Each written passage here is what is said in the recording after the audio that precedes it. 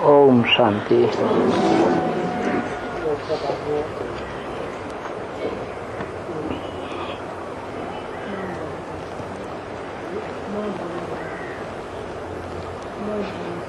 जड़ी बूटी है ना,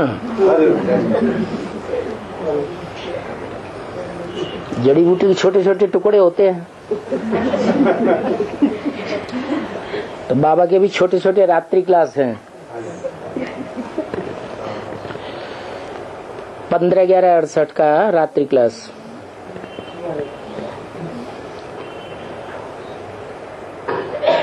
जब कोई किसी बात में मुझे जाते हैं तो उनको बाबा के पास भेजा जाता है।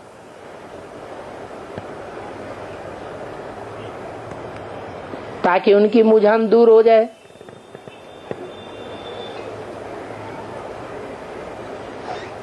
तो बाबा उनको भी लिख देते हैं। मुझान दूर करने के लिए सबसे बड़ी बूटी है मनमना भव। क्या? मेरी याद में टिक जाओ। मेरी याद में टिक जाएंगे तो सब प्रश्नों का समाधान हो जाता है। बाकी जो बात नहीं समझते हो तो आगे चल करके समझ जाएंगे। पढ़ाई तो चालू है ना, कोई जरूरी थोड़ी है कि हर बात शुरुआत में ही बता दी जाए।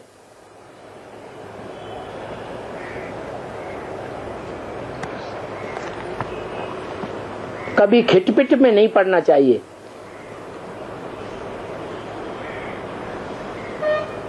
कि इस बात का समाधान हमको क्यों नहीं हुआ।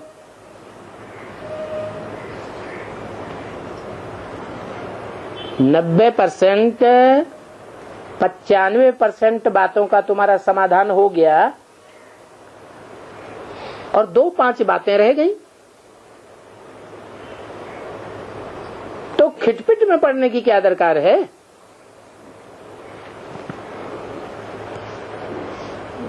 इन खिटपिट की सभी बातों को छोड़ करके बाप की याद में लग जाओ। 84 का चक्र भी तो समझाया है। बाप खुद कहते हैं,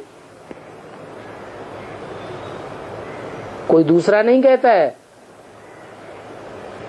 दूसरे किसी को कहने का हक भी नहीं है, कह भी नहीं सकता।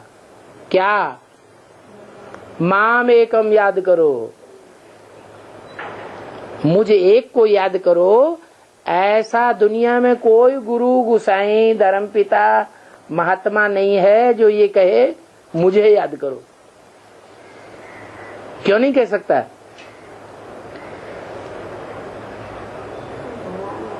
क्योंकि कोई भी संपन्न नहीं है, कोई भी भगवान नहीं है। भगवान तो सिर्फ एक ही होता है।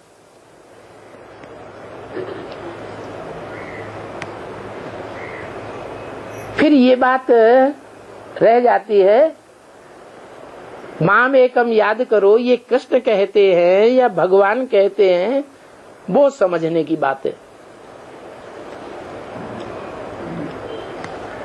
क्या समझने की बात है? अगर कृष्ण कहते हैं कि माम एकम याद करो तो कृष्ण अविनाशी है या विनाशी है? कैसे? हाँ? वो तो जन्म मरण के चक्र में आते। जो जन्म मरण के चक्र में आते हैं उनके शरीर का ही तो नाम पड़ता है। और शरीर तो आज है, कल खलास हो जाता है। तो उनको भगवान नहीं कहा जा सकता। भगवान तो सदैव अविनाशी है, उसको सदा शिव कहा जाता है। सदा कृष्ण, सदा राम थोड़ा ही कहा जाता है। कृष्ण सदैव कल्याणकारी नहीं है। शिव माने कल्याणकारी। शिव तो सदैव कल्याणकारी है।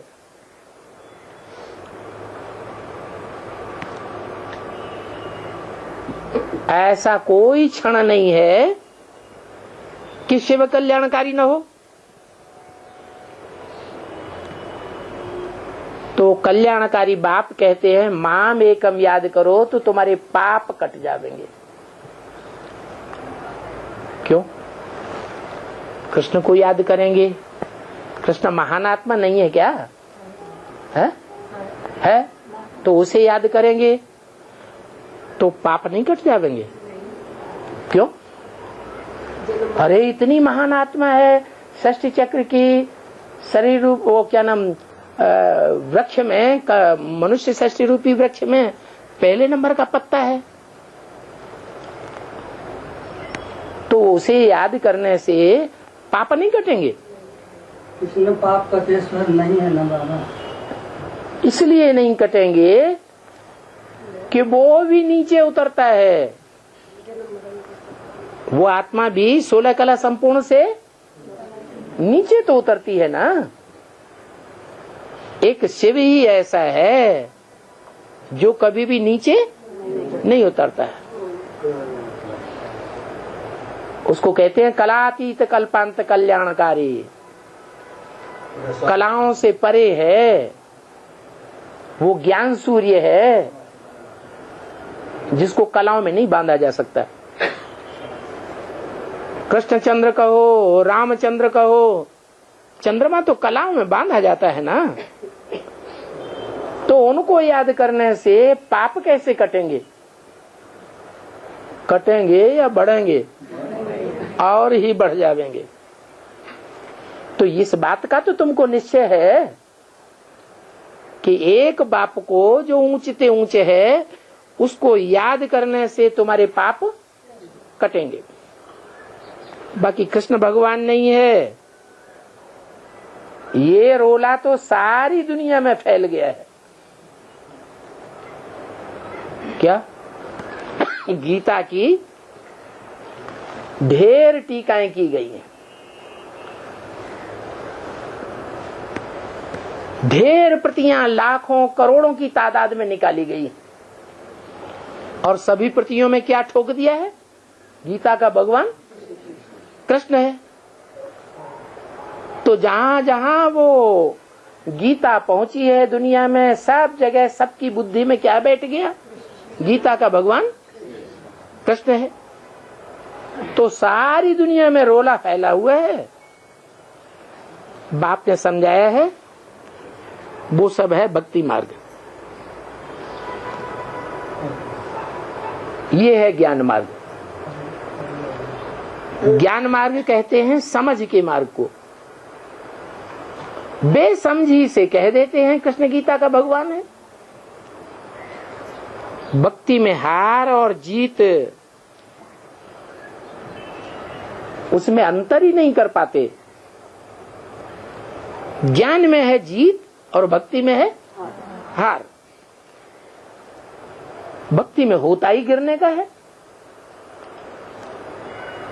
2500 से भक्ति करते चले आए, मनुष्यों की मेंटेलिटी गिरती ही चली गई। ज्ञान में मेंटेलिटी चढ़ती है, मन बुद्धि की सदगति होती है। सदगति माने ऊपर चढ़ना, दुर्गति माने नीचे गिरना। तो ये भी काफी बातें हैं समझने की।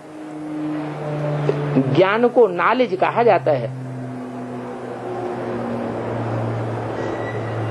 अगर ज्ञान में नॉलेज न हो, सच्चाई की जानकारी न हो, तो ज्ञान काहे का?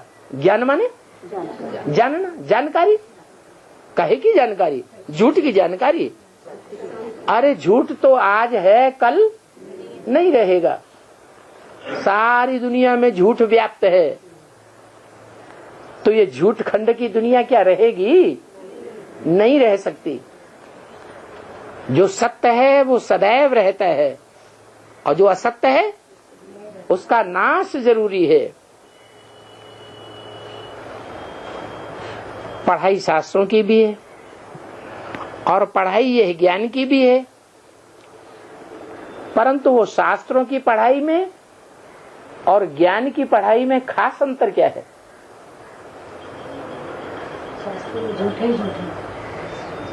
वो पढ़ाई अनेक मनुष्यों के द्वारा पढ़ाई जाती है, अनेक गुरुओं ने शास्त्र लिखे हैं, वो विविचारी ज्ञान है, अनेकों के द्वारा सुनाया गया, अनेकों के द्वारा सुना गया, वो हो गया विविचारी ज्ञान। और ये एक के द्वारा सुना जाता है।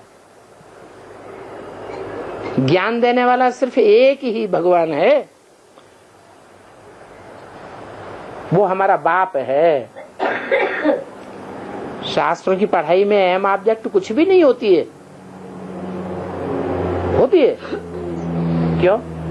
गीता का पाठ करने वाले जब ब्राह्मण लोग गीता पाठ करते हैं, गीता का ज्ञान सुनाते हैं, तो कहते हैं नर अर्जुन को ऐसा ज्ञान भगवान ने दिया कि नर से नारायण बना, नारी से द्रौपदी लक्ष्मी बनी।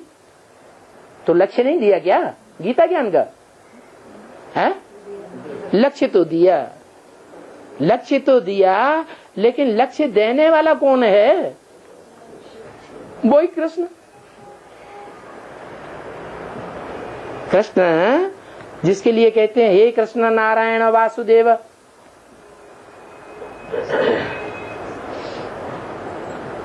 तो नर से नारायण क्या खुद ही बन गया? नर को इतनी शक्ति कहां से आ गई? नर माने मनुष्य। मनुष्य उन्हें कहा जाता है जिनका मन चंचल है। नारायण तो देवता है, देवता का मन चंचल है या आत्मा के ऊपर एकाग्र है? आत्मा के ऊपर एकाग्र होने वाले को देवता कहा जाता है। नाम ही है देवता। जो आत्मबल में स्थिर हो जाता है वो देने की सोचता है, लेने की नहीं सोचता। इसमें सारा ज्ञान आ जाता है। हम दूसरों को स्नेह देंगे तो मिलेगा या नहीं मिलेगा? मिलेगा। दूसरों को सहानुभूति देंगे तो मिलेगा या नहीं मिलेगा? दूसरों को सहयोग देंगे तो मिलेगा या नहीं मिलेगा? तो ये देने की बात है क्या? देवताओं की।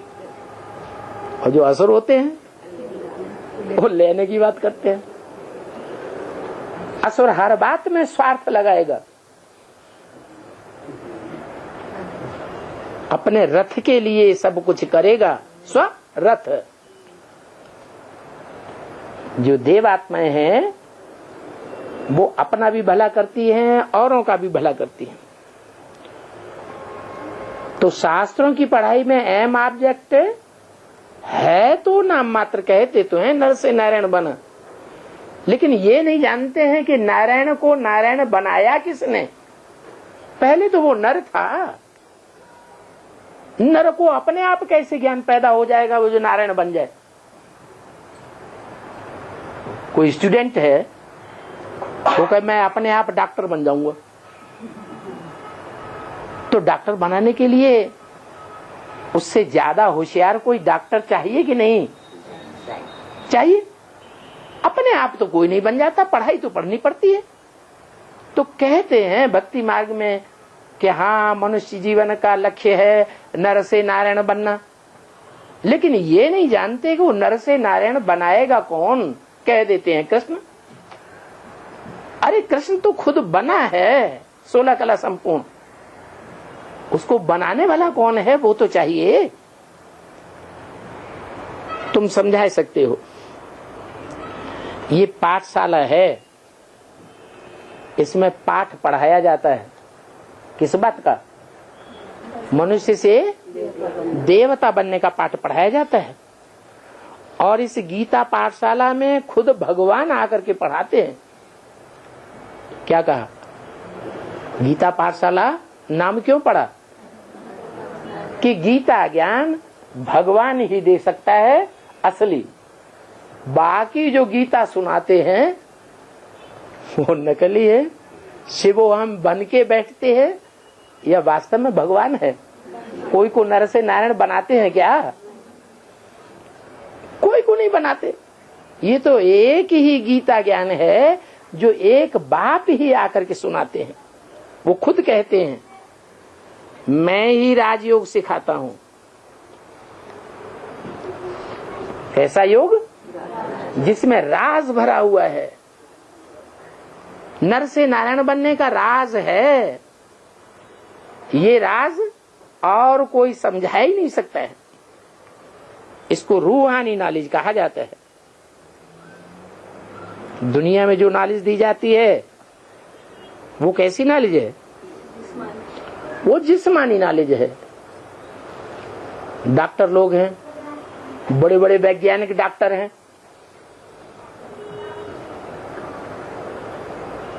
कौन सी पढ़ाई पढ़ाते हैं? जिस्म की चीर फाड़ सिखाएंगे, जिस्म के बारे में ज्ञान देंगे। आत्मा के बारे में तो उन्हें कोई ज्ञान है भी नहीं। तो वो है जिस्मानी नॉलेज। जिस्म विनाशी तो नॉलेज भी विनाशी। इस जन्म में डॉक्टरी पढ़ ली किसी ने, इंजीनियरिंग पढ़ ली, वकालत पढ़ ली, जिस्मानी नॉलेज है ना।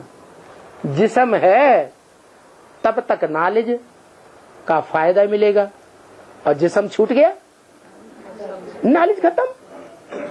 तो अल्पकाल की, अति अल्पकाल की नॉलेज हुई। और रूहानी नॉलेज तो ऐसी है कि रूह हमेशा रहेगी या कभी रहेगी कभी नहीं रहेगी। रूह तो हमेशा ही है और हमेशा ही रहेगी। तो वो रूहानी नॉलेज का फायदा ये है कि ये जन्म जन्मांतर के लिए नॉलेज बाप देते हैं। ये कैसे? बाप तो कहते हैं मैं 21 जन्मों के लिए विश्व की बादशाही देता हूँ, सुखधाम की जानकारी देता हूँ, सुखधाम में ले जाता हूँ। 21 जन्म के लिए सुख मैं देता हूँ। जन्म जन्मांतर का कहाँ देता हूँ? देता है क्या? शिव बाबा 21 जन्म के लिए देता है भरपूर, या 84 जन्म के लिए देता है? 21 जन्म के लिए तो देता है। फिर जन्म जन्मांतर की कैसे? जन्म जन्मांतर की ऐसे कि 21 जन्म के आधार पर 63 जन्मों का भी हिसाब किताब बन जाता है। 21 जन्मों में जो आत्मा सबसे ऊंच पद पाने वाली होगी, वो आत्मा 63 जन्मों में भी हीरो पार्ट ही बजाएगी, नीचा पार्ट नहीं बजा सकते। तो वो होती है जिस्मानी नॉलेज अल्पकाल के लिए, और ये है रूहानी नॉलेज सदाकाल के लिए। जो नॉलेज रूहानी बाप रूहानी बच्चों को देते हैं, देने वाला भी रूहानी बाप और लेने वाले भी रूहानी बच्चे। तो देखो ये छोटी सी बात, इतनी सहज बात भी बुद्धि में बैठना कितनी मुश्किल है।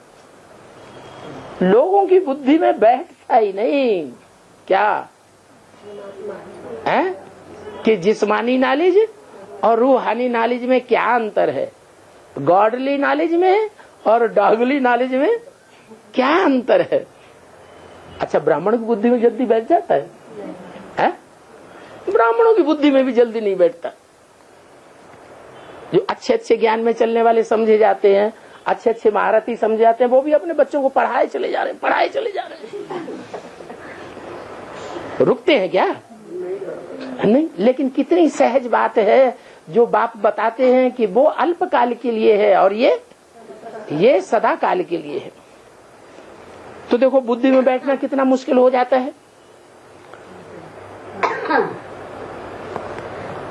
वो जिस्मानी बाप होते हैं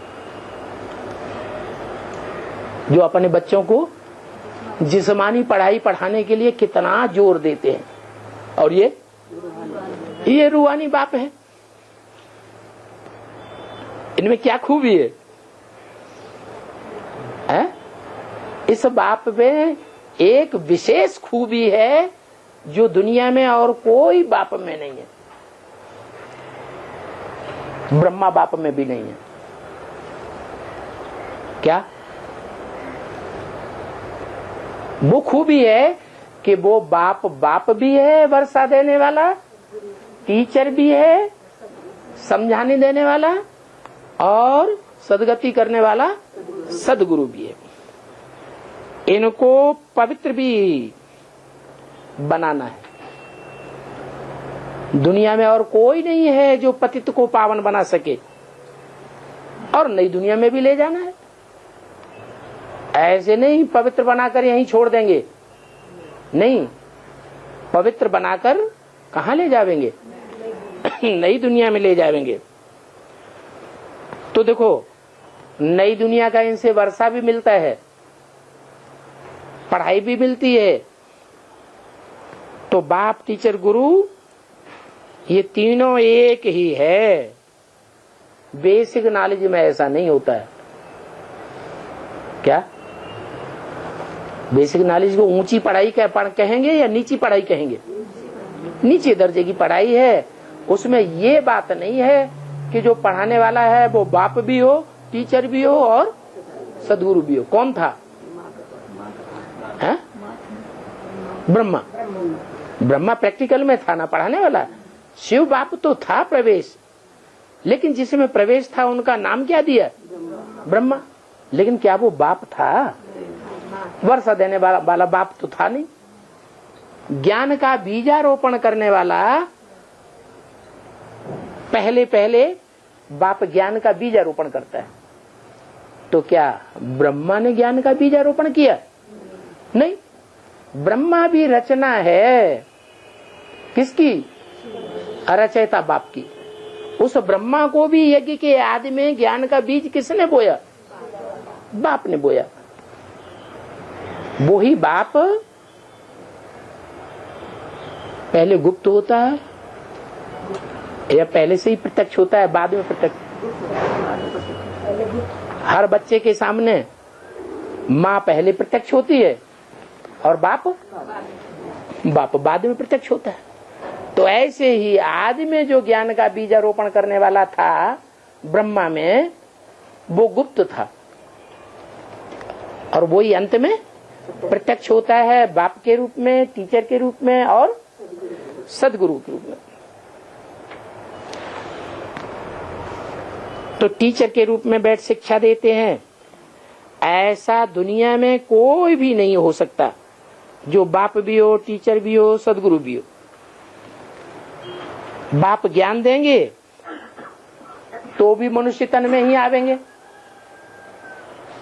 किसमें आवेंगे? हैं? किसमें आवेंगे? मनुष्य। अच्छा, तो ब्रह्मा मनुष्य नहीं था क्या? हैं? लेकिन क्या वो तो था। मनुष्य जाति में माँ भी आ जाती है, स्त्री भी आ जाती है, पुरुष भी आ जाते हैं। दोनों को ही मनुष्य ही तो कहा जाता है। नहीं, मनुष्य उसे कहा जाता है जो मन का उपयोग करे। क्या? मन का उपयोग करे तो मनुष्य, और जो मन का उपयोग नहीं करते उनको क्या कहा जाता है? जानवर। जानवर मन चलाता है, संकल्प विकल्प करता है? नहीं करता है। तो ब्रह्मा को मंदिरों में किस रूप में बैठा दिया गया? शिव बाबा के मंदिर में ब्रह्मा को किस रूप में बैठाया गया? बैल के रूप में बैठा दिया। तो बाप कहते हैं मैं बाप के रूप में मनुष्य तन में ही आता हूं, मैं जानवर में नहीं आता। अब जानवर में आने की तो बात ही नहीं है, जानवर बुद्धि की बात है। तो देखो, एक बाप के सिवाय और कोई भी बाप, टीचर, गुरु एक ही नहीं हो सकता। कोई धर्म पिता भी नहीं हो सकता, जितने भी धर्म पिताएं हुए हैं वो देहधारी धर्म पिताएं हुए हैं ना। वो कोई भी बाप टीचर सदगुरु नहीं हो सकते। और ब्रह्मा भी बाप टीचर सदगुरु नहीं हो सकता। पहला धर्म पिता देहधारी धर्म गुरुओं में कौन है? ब्रह्मा। ब्रह्मा भी बाप टीचर सदगुरु नहीं, कोई भी धर्म पिता बाप टीचर सदगुरु नहीं। एक ही बाप है जिनके लिए गाया जाता है तुमेव माता च पिता त्वमेव।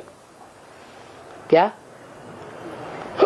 वो एक ही बाप है जो माता के रूप में भी और पिता के रूप में भी बच्चों के सन्मुख प्रत्यक्ष होता है। अर्धनारीश्वर का जो रूप दिखाया गया है वो एक ही बाप का रूप है, जिसका वामांग माता के रूप में दिखाया जाता है और दायांग पुरुष रूप में दिखाया जाता है पिता के रूप में। वो विद्या कौन सी देते हैं? फिर वही बात रिवाइज कराई क्योंकि बच्चे कहीं भूल न जाए। विद्या कौन सी देते हैं? जिस्मानी विद्या नहीं देते हैं, रूहानी नॉलेज देते हैं। तो एक ही रूहानी बाप रूहानी विद्या देते हैं। इन बातों का कोई भी मनुष्य मात्र को पता नहीं है। वो कह देते हैं भगवान का नाम रूप देश काल है ही नहीं। अरे जब भगवान का नाम रूप देश काल होगा ही नहीं तो स्वर्ग कौन बनाएगा? नरक को स्वर्ग बनाने वाला फिर कौन रहेगा? कहते हैं शिवो हम ही शिव हैं, हम ही भगवान हैं, हम इस नरक की दुनिया को स्वर्ग बनाएंगे। 2500 वर्ष से ऐसे कहने वाले कितने गुजर गए, आए और चले गए, और दुनिया स्वर्ग की जगह और ही नरक बनती चली गई। कह देते हैं कि भगवान नाम रूप से न्यारा है। असली भगवान तो हम हैं जो प्रैक्टिकल में कार्य करते हैं, दुनिया का सुधार करते हैं। हम नरक की दुनिया को स्वर्ग बनावेंगे। बाप कहते हैं अरे दुनिया में ऐसी कोई चीज नहीं होती है जिसका नाम रूप देश काल न हो। भगवान भी षष्ठी पर आएगा तो नाम लेकर के ही आएगा, कोई रूप लेकर के ही आएगा, कोई देश विशेष में ही आएगा, कोई काल विशेष में आवेगा, तब तो परिवर्तन करेगा दुनिया का। नहीं तो दुनिया का परिवर्तन कैसे हो सकता है? तो वो तो ऐसे कह देते हैं कि भगवान का कोई नाम रूप देश काल नहीं है। इसलिए तुम कोई को समझाते हो तो बहुत डिबेट करते हैं, उनकी बुद्धि में जल्दी बैठता ही नहीं है। जो बाप टीचर गुरु है वो सर्वव्यापी कैसे हो सकता है? बाप सर्वव्यापी हो जाए तो वर्षा कैसे देगा? सारे ही वर्षा देंगे क्या? कीड़े मकोड़े हमें वर्षा देंगे क्या? कीड़े मकोड़े कुत्ते बिल्ले हमें जन्म देंगे क्या? अरे कुत्ते बिल्ले हमें जन्म देंगे, कुत्ते बिल्ले भी भगवान है, कीड़े मकोड़े भी भगवान है, हर मनुष्य भगवान है। तो हम एक की औलाद है कि अनेकों की औलाद हो गए? अरे भगवान को तो हेवनली गॉड फादर कहा जाता है। वो सर्वव्यापी कैसे हो सकता है? उनका नाम रूप एक ही चला आता है। क्या है? उनका नाम है शिव। शिव नाम तब पड़ता है जब इस दुनिया में आके कल्याण करते हैं, और एक दो का नहीं कल्याण करते हैं, हैं? 1 2 4 8 10 20 50 का कल्याण करते हैं या सारी दुनिया का कल्याण करते हैं? सारी दुनिया के मनुष्य मात्र का ही नहीं, पशु पक्षी प्राणी जड़ सबका कल्याण कर देते हैं। जड़ प्रकृति भी सतो प्रधान बन जाती है, इसलिए उनका नाम शिव है।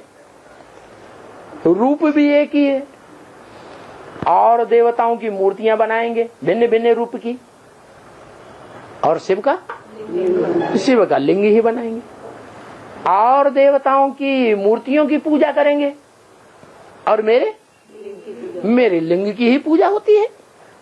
तो मेरा रूप हुआ ना। अगर रूप है ही नहीं तो मंदिरों में वो रूप रखा क्यों है? लेकिन समझते नहीं हैं। समझते हैं ये लिंग रूप जो है वो निराकार की यादगार है। अरे उसमें बिंदु भी तो रखा हुआ है। सोमनाथ के मंदिर में लाल पत्थर था लिंगाकार, उसमें स्टार के रूप में हीरा भी तो जड़ा हुआ था। तो बुद्धि में आना चाहिए ना, वो हीरा किसकी यादगार है? हीरा बिंदु की यादगार है। मेरी बिंदी का ही नाम शिव है। लिंग जिसमें प्रवेश करता हूं उसको आप समान बना देता हूं निराकारी, उसकी यादगार लिंग है। तो ऐसे नहीं कि एक टीचर छोड़ दूसरा पढ़ावेंगे, नहीं कि ब्रह्मा छोड़ देंगे फिर कुमार का दादी द्वारा पढ़ावेंगे। जैसे भक्ति मार्ग में समझते हैं एक गुरु मर गया तो उनका चेला गद्दी पे बैठ जाएगा, वो पढ़ावेगा। परंतु ऐसे तो होता नहीं। एक गुरु मर जाता है फिर दूसरा कर लेते हैं। ये कोई भक्ति मार्ग नहीं है। वहां तो टीचर भी मर जाते हैं, बाप भी मर जाते हैं, गुरु भी मर जाते हैं। अरे ये तो अमर कथा सुनाने वाला है, अमर बनाते हैं। अमर बाबा है क्या? अमर बाबा ये मरता नहीं है, हाँ? नहीं मरता है। अरे अगर मरता हो तो ये क्यों बोला इस सृष्टि पर सदा कायम कोई चीज है ही नहीं, एक शिव बाबा ही है जो इस सृष्टि पर सदा कायम है। ये ऑलराउंड पार्टधारी है। तो बाबा बाप भी है, वो हमारा टीचर भी है, सदगुरु भी है। इस बात का बीज हर एक मनुष्य आत्मा में डाल देना चाहिए। ये समझाने में बड़ा वंडर भी लगता है। और कोई को तो बाप टीचर गुरु नहीं कहेंगे। इस बात पर अच्छी रीति विचार करना है। ये ठीक बात है। पूछो, इस बात को भूलते तो नहीं हो? तो विचार जरूर चलेगा। ये पॉइंट समझाते तो बहुत अच्छा था, बहुतों को भूल जाता है। पढ़ाई कोई भी हालत में नहीं बच्चों को छोड़ना चाहिए। क्या? नहीं तो रेगुलर हो जाते हैं। कभी पढ़ाई पढ़ेंगे, कभी नहीं पढ़ेंगे। तो टीचर का रिगार्ड मिलेगा उनको? टीचर कौन से बच्चों को रिगार्ड देता है? कितना भी बुद्धू बच्चा हो, लेकिन अगर रेगुलर और पंक्चुअल पढ़ाई पढ़ता है तो टीचर समझता है ये मेरे को महत्व देता है, पढ़ाई को महत्व देता है। तो टीचर की अनुकंपा उन बच्चों को मिलती रहती है। टीचर उन बच्चों को याद करता है। ये भी बाप है। पढ़ाई तो छोड़नी नहीं है, बल समझ की वो ही बातें हैं। एक ही बात रोज मुरली में आती है। बाप कहते हैं जो एक बात मुरली में रोज आती है, अपन को आत्मा समझ मुझ बाप को याद करो, ये कंप्लीट कर ली। हाँ? जब कंप्लीट ही नहीं कर ली तो वो बात बार बार आती है। तो इस बात पर गहराई से विचार सागर मंथन करना चाहिए ना, कि रोज रोज वही बात क्यों समझाते हैं। क्योंकि बाप तो एक ही बात रोज कहते हैं, मन मना भव रोज समझाते हैं। बाकी बीच बीच में नई नई पॉइंट्स जरूर सुनाते हैं। ऐसे नहीं कि एक ही बात सुनाते रहते हैं। जो भी मुरली सुनावेंगे उस मुरली में कोई एक दो पॉइंट जरूर नया आ जाता है। तो उस नए पॉइंट से बहुतों को रिस्पॉन्ड मिल जाता है। बाप और वर्षे को याद करो। बाप का बनने से वर्षा जरूर मिलता है। 84 का चक्र जानने से तुम चक्रवर्ती राजा बन जाते हो। क्या? अपनी आत्मा के 84 के चक्र को अगर जान जाएं कि हमारी आत्मा ने कैसे कैसे 84 जन्मों में पार्ट बजाए हैं कौन कौन सा चोला धारण किया है, किस किस देश विदेश में हमने पार्ट बजाया है, किस रूप में बजाया है, इन बातों की गहराई का अगर पता चल जाए तो क्या बन जाएंगे? तो चक्रवर्ती राजा बन जाएंगे। फिर पूछने का कुछ भी रहता ही नहीं। अपनी आत्मा के 84 जन्मों का पूरा साक्षात्कार बुद्धि से हो जावे तो फिर कुछ भी पूछने की बात नहीं रहेगी। बच्चे यहाँ आते हैं, बेहद बाप के बनते हैं, बेहद के बाप के जब बन जाते हैं तो क्या परिवर्तन हो जाता है? हाँ? रावण के बच्चे हैं और रावण के बच्चे से बदल करके बेहद के बाप के बच्चे बन जाते हैं तो कुछ परिवर्तन होता होगा या नहीं होता होगा? क्या परिवर्तन हो जाता है?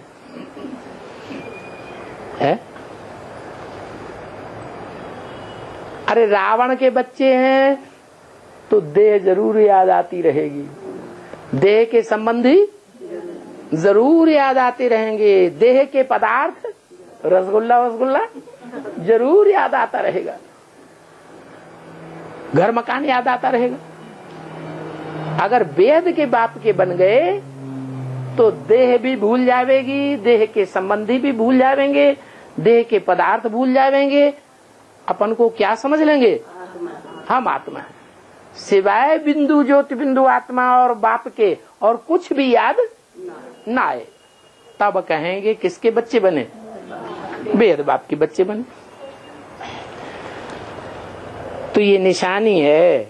क्या कहते हैं? हम तो बाबा के बन गए, कह देते हैं ना, मोस्टली ऐसे कह देते हैं, हम तो एक ही बाबा के बन गए, हमारा तो एक बाबा, दुनिया में कोई दूसरा हमारा नहीं है। हाँ, तो बाबा परिभाषा बताते हैं, जो एक बाप के बन गए तो उनकी निशानी क्या होगी? देह को, देह के संबंधों को, देह के पदार्थों को भूल जावेंगे। सिर्फ क्या रह जाएगा? आत्मा। बाप भी आत्मा और हम भी आत्मा। रावण को देह दिखाई जाती है लंबी चौड़ी, तो हम रावण के बच्चे हैं तो देह जरूर याद आएगी। ये निशानी है रावण के बच्चों में और हाँ रूहानी बाप के बच्चों। तो बाप को याद करते करते जब तुम्हारे सभी पाप भस्म हो जाते हैं तब तुम आत्मा बन जाते हो। क्या कहा? जब तक सब पाप भस्म नहीं हुए हैं योग अग्नि में, तब तक तुम आत्म की स्थिति में सदैव नहीं टिक सकते। भक्ति मार्ग में मनुष्यों को आदत पड़ गई है। क्या क्या आदत पड़ गई है? देहधारी को याद करने की। बहुत सी ब्रह्मा कुमार कुमारियां हैं जिनको बाबा ने कितना समझाया, अपन को आत्मा समझो, आत्मा के बाप बिंदु को याद करो। बेसिक में यही तो समझाया जाता है। क्या? कि तुम हो आत्मा और तुम्हारा बाप भी ज्योति बिंदु आत्मा। ये बेसिक नॉलेज हो गई। रोज बाबा पढ़ाते थे, बच्चों को बाप का प्यार मिलता था माँ के रूप में। तो बहुत से बच्चों ने बिंदु को याद किया या ब्रह्मा बाबा में ही लटक के रह गए। अब ब्रह्मा बाबा में लटक के रह गए। बल मुरली बोलती है रोज, इन ब्रह्मा का फोटो भी नहीं रखना है। अगर ब्रह्मा का फोटो रखेंगे तो पतित हो जाएंगे, तुम्हारा पद भ्रष्ट हो जाएगा। लेकिन जिनका लगाव कृष्ण उर्फ ब्रह्मा से लगा हुआ है, उन्होंने उस बात को एक कान से सुना और दूसरे कान से निकालते रहे। तो वही बात बताई कि भक्ति मार्ग में मनुष्यों को आदत पड़ जाती है। किस बात की? देहधारी को याद करने की। ऐसी आदत जिनको पड़ गई है उनके लिए फिर भक्ति मार्ग में कहते भी हैं, गाते भी हैं, राम के भक्त रहीम के बंदे हैं दोनों आंखों के अंधे। कृष्ण को, राम को कितना याद करते हैं। सिर्फ राम कृष्ण को ही नहीं, भिन्न भिन्न नाम रूपों में याद करते रहते हैं। बाबा के कितने चित्र आदि बना दिए हैं। इसलिए आधा कल्प के मुझे हुए हैं। जहां जावे फिर भी उल्टा भक्ति मार्ग में चले जाते हैं। बाप आकर सभी को रास्ता बताते हैं। अच्छा, रूहानी बच्चों को रूहानी बाप दादा का याद प्यार गुड नाइट, रूहानी बच्चों को रूहानी बाप की नमस्ते। पेट नहीं भरा बाबा का, फिर दोबारा बोलना शुरू कर दिया। ये है चैतन्य फूलों का बगीचा। क्या वो होते हैं जड़ फूल भांति भांति के, और ये है चैतन्य फूलों का बगीचा। जैसे बाप के दिल में ये ख्याल आता है, मैं बड़ा बाप हूं, बेहद का बाप हूं,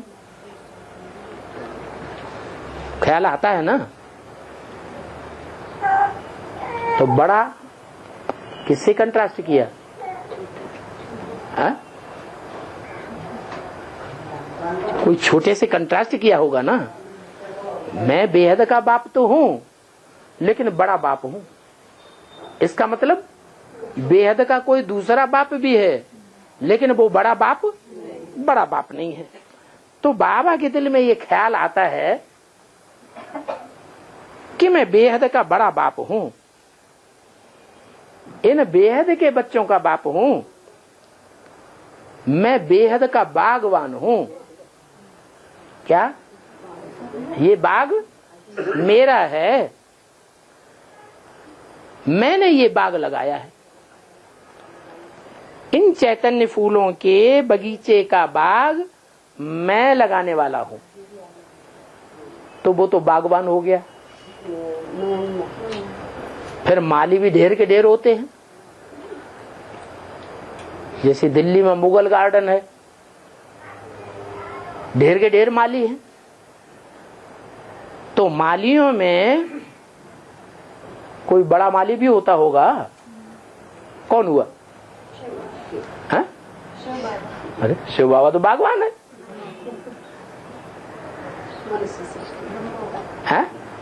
जो बागवान है वो माली थोड़ा ही होता है। माली अलग होते हैं और बागवान अलग होता है। तो मालियों के बीच में बड़ा माली कौन हुआ? ब्रह्मा बाबा पक्का बुद्धि में बैठा हुआ है। वो बड़ा माली है। ब्रह्मा कुमारियों को तैयार करता है, ब्राह्मणों को। कितने ब्राह्मण तैयार किए? लाख, 2 लाख, 10 लाख, करोड़, 2 करोड़, 50 करोड़, 500 करोड़, कितने तैयार किए? अरे बड़ा माली है तो बड़ा काम करेगा ना। तो बताया, सबसे पहले नजर उन पर पड़ती है जो दूसरों को आप समान बनाते हैं। उन मालियों पर पड़ती है। खुशबूदार फूल बनाने का पुरुषार्थ करते हैं।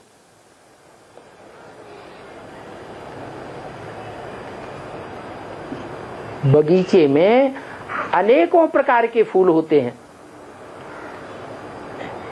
लेकिन जो माली बढ़िया बढ़िया रूहे गुलाब तैयार करते हैं, उनके ऊपर बाप की नजर जाती है। परंतु ऐसे रूहे गुलाब बनावेंगे वही जो खुद ऐसे फूल बने हुए होंगे। तो अपने दिल में समझना है, मैं किस प्रकार का फूल हूं। बाप के दिल पसंद हूं या बाप की नजर से दूर रहने वाला अक का फूल हूं? हैं? अक का फूल बाप से दूर रहने वाला होता है। अक का फूल तो बाप के ऊपर चढ़ाया जाता है भक्ति मार्ग में। हैं? चढ़ाया जाता है कि नहीं? चढ़ाया जाता है। तो दूर हुआ कि नजदीक पहुंच गया? हैं? ऐसे कंधे के ऊपर बैठ जाने से क्या नजदीक हो जाते हैं? अक का फूल उनको कहा जाता है, वो छोटे छोटे फूल होते हैं। क्या फूल तो छोटे छोटे हैं, लेकिन उनमें दुर्गंध भरी हुई है। दुर्गंध कही जाती है व्यभिचार की। बहुत ऐसे हैं सरेंडर होने वाले। आज के समाज में बाप गंदा कर देता है, भाई गंदा कर देता है, नाते रिश्तेदार गंदा कर देते हैं, कन्याओं के तो सब दुश्मन बन पड़ते हैं। ऐसे छोटे छोटे फूलों को गंदा कर देते हैं तो वो क्या हो गए? अके के फूल हो गए। अब उनको वो बात याद आती रहती है सरेंडर होने के बाद, तो बाप के नजदीक पहुंचेंगे? है? चढ़ा तो दिए, कुछ न कुछ कल्याण तो होगा, लेकिन उतना कल्याण नहीं हो सकता जितना कल्याण भारतीय माँ बाप अपनी कन्या के ऊपर नजर रखते हैं उसकी सुरक्षा करने के लिए। विदेशियों का असर पड़ गया होगा तो कन्या को खुला छोड़ देंगे। स्वदेशी माँ बाप होंगे तो कन्या के ऊपर विशेष नजर रखेंगे। ये वो चीज है जो हमें दान करनी है। दान अच्छी चीज का किया जाता है या सड़ी बछिया का दान किया जाता है? अच्छी चीज का दान करेंगे तो जन्म जन्मांतर अच्छा ही मिलेगा। गंदी चीज का दान करेंगे तो जन्म जन्मांतर गंदा ही मिलेगा। तो देखना है कि मैं बाप की नजर से दूर रहने वाला अक का फूल हूं। बल चढ़ तो गया, लेकिन बाप के दिल पर चढ़ा हुआ है। चढ़ तो गया, याद करता है घर में, बुद्धि धरी रहती है घर में। घर के वही संबंधी याद आते रहते हैं जिनका देह के साथ संबंध बन चुका। तो बाप के नजदीक हुए या दूर हुए? हैं? दूर हो गए। तो हर एक समझ सकता है मैं कैसा फूल हूं। ओम शांति।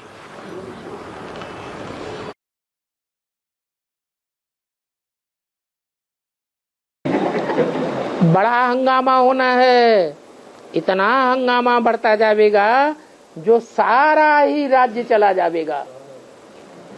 कौन सा राज्य चला जाएगा? है? कौन सा राज्य चला जाएगा? अरे है? कौन सा राज्य? हाँ, ये भ्रष्टाचारी सारा राज्य खलास हो जाएगा। मिलिट्री सब ये ही, मिलिट्री सब और तैनात हो जाएगी।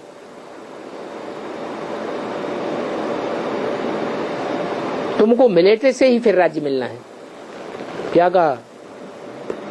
इसका मतलब लास्ट में नहीं, रूहानी तो होगी, लास्ट में शासन मिलिट्री के हाथ में आने वाला है। पाकिस्तान में तो घड़ी घड़ी मिलिट्री शासन होता रहा, लेकिन इंडिया में कभी मिलिट्री शासन नहीं हो पाया।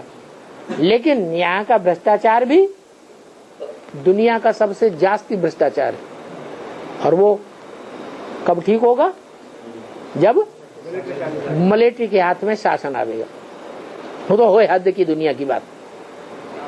बेहद की ब्राह्मणों की दुनिया में भी भ्रष्टाचार बढ़ रहा है या घट रहा है? ये दुर्योधन दुशासन प्रकृति के मनुष्य पुरुष बाज आ रहे हैं या नहीं आ रहे हैं? यहाँ भ्रष्टाचार कौन सा है? हाँ, भ्रष्ट इंद्रियों से आचरण करना। तो ये भ्रष्टाचार ब्राह्मणों की दुनिया में खत्म हो रहा है कि और ही बढ़ रहा है? और ही दिन दूना रात चौगुना बढ़ता जा रहा है। जैसी दुनिया में शूटिंग हुई है कल पहले वैसे ही होगी या बदल जाएगी? ड्रामा, ब्रॉड ड्रामा 5000 वर्ष का जैसे रिपीट हुआ है ऐसे ही शूटिंग होगी या दूसरी हो जाएगी? संगम युग आने से पहले कलयुगी भ्रष्टाचारी दुनिया में भ्रष्टाचार बढ़ता रहा है या घटता रहा है? बढ़ता रहा है। तो शूटिंग भी कैसी होगी? बढ़ती ही जाएगी। हाँ, ये जरूर है कोई पुरुषार्थी ऐसे भी होंगे जैसे नदी बहती है और सांप धार को काट करके ऊपर चढ़ता है, और बाकी जितने जीव जंतु होते हैं वो सब नदी की धार में बह जाते हैं।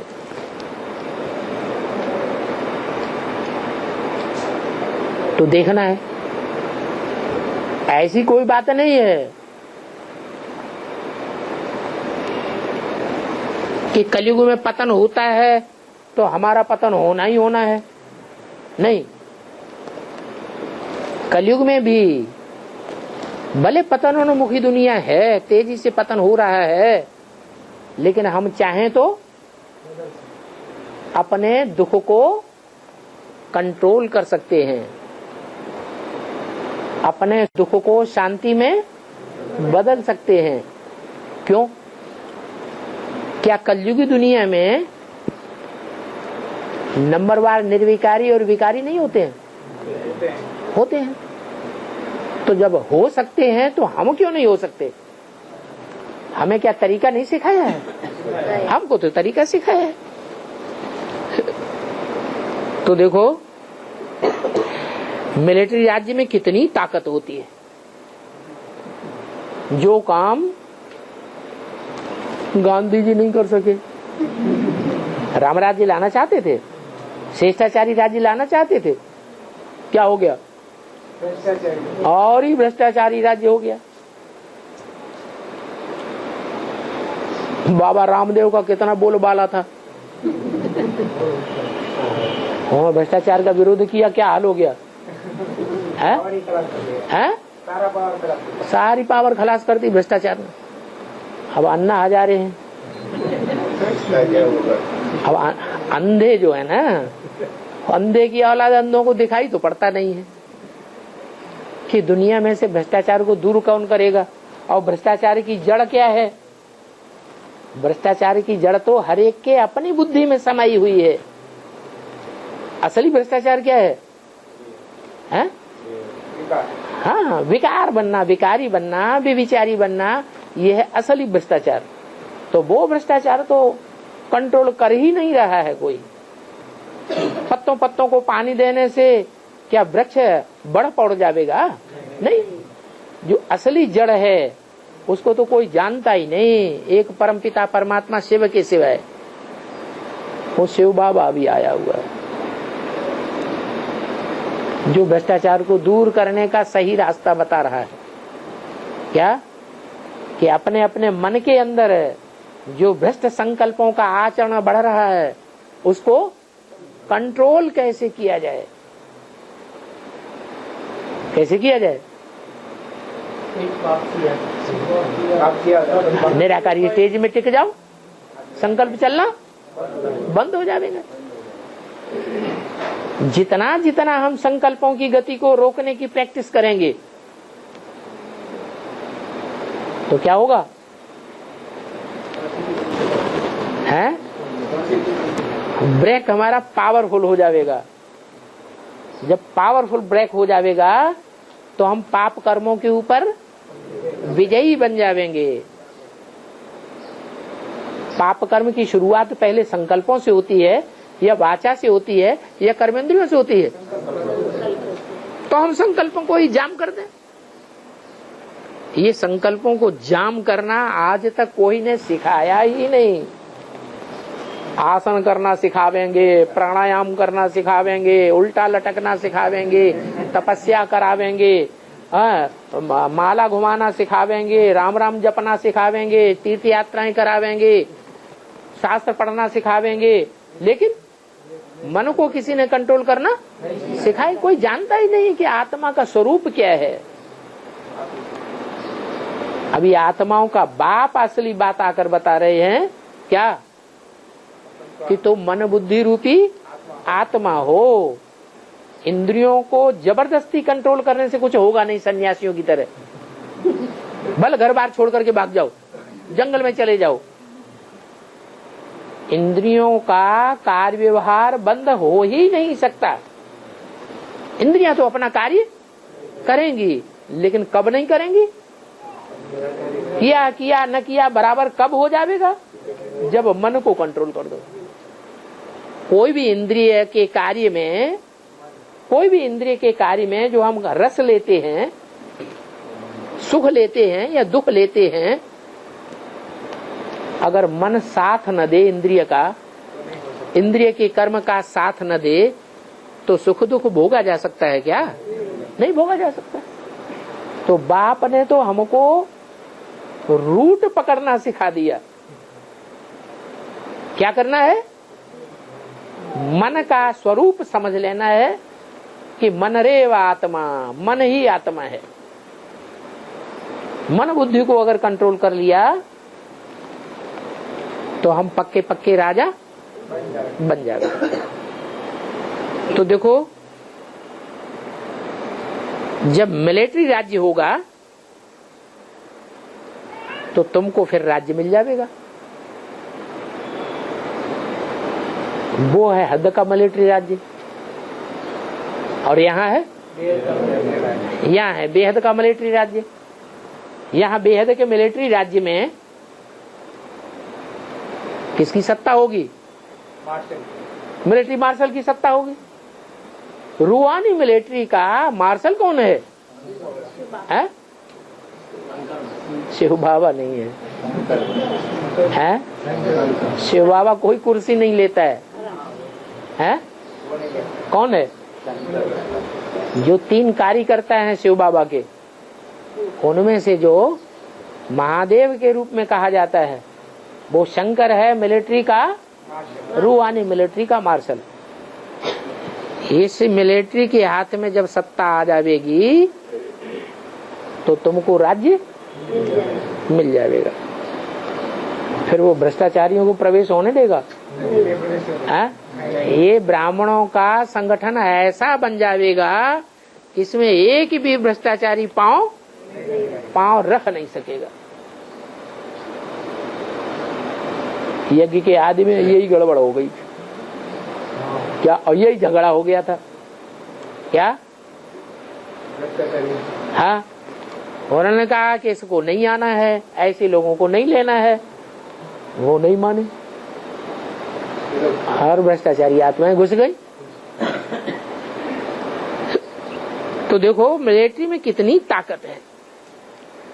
जो बड़े बड़े होंगे, जिनकी पावर आ जाती है, जैसे पाकिस्तान के एक मार्शल के हाथ में कितनी ताकत आ गई।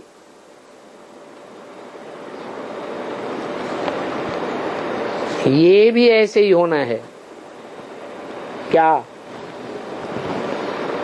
क्या क्या ऐसे होना है? यहाँ बेहद की जो ब्राह्मणों की दुनिया में रूहानी गवर्नमेंट स्थापन होनी है, और रूहानी गवर्नमेंट में कितने प्रकार के ग्रुप हैं? जैसे दुनिया में 9 धर्म हैं, ऐसे ही ब्राह्मणों की दुनिया में 9 ग्रुप स्पष्ट दिखाई देंगे। 9 ग्रुपों के 9 मुखिया भी दिखाई देंगे,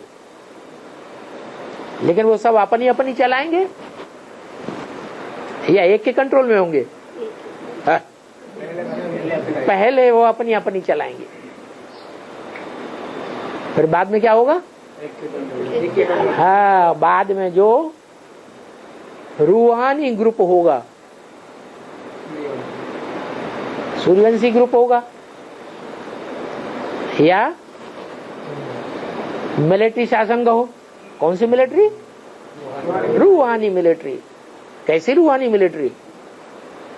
निराकारी स्टेज वाले होंगे, उनका नाम शास्त्रों में क्या, कौन सी माला दिया है? रुद्रमाला। क्यों रुद्रमाला नाम दिया है? हाँ, उनको हाथ पांव नहीं दिखाए जाते हैं। रुद्रमाला में क्या दिखाया जाता है? सिर्फ मुख ही दिखाए जाते हैं। आत्मा कहाँ होती है? मुख में ही आत्मा होती है। माना उनकी ऐसी स्टेज बनेगी, ऐसी निराकारी स्टेज में स्थिर हो जाएंगे कि कर्मेंद्रियों से किए हुए कर्म का उनके जीवन में कोई प्रभाव नहीं पड़ेगा। कर्मेंद्रियां जैसे कि है ही नहीं। कर्म करते हुए भी कर्म किया नहीं किया। ऐसे निराकारी स्टेज वाले वो रुद्रमाला के मण के भक्ति मार्ग में सिमरण किए जाते हैं, सिमरण किए जाते हैं, पूजा नहीं होती है। क्या है? जैसे कोणार्क का मंदिर है, उसमें जो बाहर चित्र गंदे गंदे लगे हुए हैं उनकी पूजा होती है या नहीं होती है? हैं? बाहर के मंदिर में जो बाहर जो चित्र रखे हुए हैं उनकी पूजा नहीं होती। किनकी पूजा होती है? जो अंदर चित्र रखे हुए हैं स्वर्ग में, मंदिर के अंदर। मंदिर किस बात की यादगार है? संपूर्ण स्टेज की यादगार है मंदिर। तो मंदिर में जो चित्र रखे हुए हैं उनकी पूजा होती है। तो ऐसे रुद्रमाला के मण के वो विजयमाला में पिरोए हुए नहीं हैं, लेकिन निराकारी स्टेज वाले हैं। उस समय क्या रूहानी मिलिट्री तो है, तो जो रूहानी मिलिट्री की स्टेज में होंगे या जो उसे भर्ती हो गए होंगे, निराकारी स्टेज में भर्ती कर लिए गए होंगे, उनमें इतनी पावर आ जाएगी। कौन सी पावर?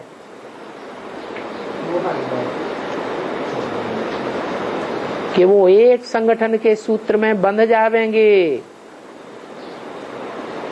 कौन सा संगठन का सूत्र? रूहानी मिलिट्री। महकमे होते हैं ना, गवर्नमेंट में अलग अलग महकमे होते हैं, लेकिन सबसे पावरफुल महकमा कौन सा होता है? अरे जैसे वित्त मंत्रालय है। आज की दुनिया रुपए पैसे की धन संपत्ति की दुनिया है, धन संपत्ति का बोलबाला है। तो वो पावरफुल महकमा है या रेल का पावरफुल महकमा है या बसों का पावरफुल महकमा है या इनकम टैक्स का पावरफुल महकमा है? ज्यादा पावरफुल महकमा कौन सा है? वित्त मंत्रालय ज्यादा पावरफुल है? नहीं, वित्त मंत्रालय इतना पावरफुल नहीं है। उससे ज्यादा पावरफुल तो गृह मंत्रालय है। क्या? पुलिस किसके हाथ में? गृह मंत्रालय के हाथ में। आज की जो भ्रष्टाचारी गवर्नमेंट है वो काई के आधार पर चल रही है? पुलिस की पावर के आधार पर चल रही है। हाँ, और उसका नाम ही रखा गया ड्रामा प्लेन अनुसार पोल। इसमें भारी पोल भरी हुई है। तो जब तक ये पुलिसिया राज्य है तब तक कोई भी सुधार भ्रष्टाचार में नहीं हो सकता। बाबा ने क्या बताया? कब सुधार होगा? जब मिलिट्री शासन होगा। ब्राह्मणों की दुनिया में पहले होगा मिलिट्री शासन या बाहर की दुनिया में होगा? पहले ब्राह्मणों की दुनिया में सुधार होना चाहिए, फिर बाहर की दुनिया में सुधार हो। तो ब्राह्मणों की दुनिया में जो रूहानी मिलिट्री आवेगी तो फटाफट परिवर्तन होगा। क्या है? तो क्या गायन है? ये करतन लागी वार भूल गए हैं? हाँ, मानुष से देवता की ये करतन लागी वार। भ्रष्टाचारी राज्य टूट पड़ता है। तो देखो मिलिट्री में कितनी ताकत है। ये भी ऐसे है। तुम जानते हो हम बहुत अच्छा जन्म लेंगे। कैसा जन्म लेंगे? हैं? ऐसी ब्राह्मणों की संगमी की दुनिया में हम कौन सा जन्म लेंगे? रूहानी गवर्नमेंट में जन्म लेंगे। कौन सा जन्म लेंगे? रूहानी गवर्नमेंट में सूर्यवंशी जन्म लेंगे। क्या हमारा वो देवान टूट जाएगा? हम किसकी औलाद हैं? लौकिक बाप की। बुद्धि में क्या बैठ जाएगा? हम विश्व के मालिक के बालक हैं। बहुत अच्छा जन्म लेंगे। बाकी थोड़ा समय है। क्या? धीरज धर मनुआ, धीरज धर। ओम शांति।